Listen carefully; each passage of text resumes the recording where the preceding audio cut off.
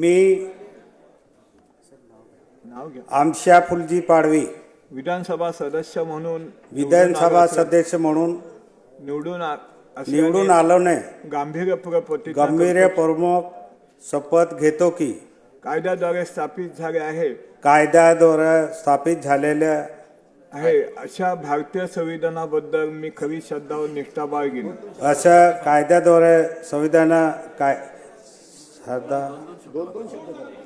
भारताची सार्वभौमता भारताचे सार्वभौमताने व एकात्मताला उन्नत राखीन उन्नत राखेल आणि आम्ही आता जे कर्तव्य मी हाती